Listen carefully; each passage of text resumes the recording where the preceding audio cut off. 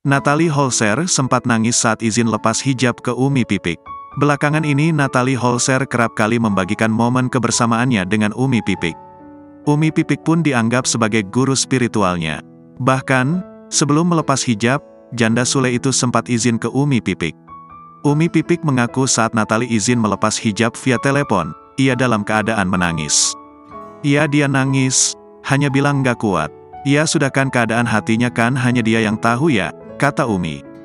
Lebih lanjut, Umi pun mengaku tak kecewa karena ini adalah sebuah proses hidup, apalagi Natalie seorang mualaf.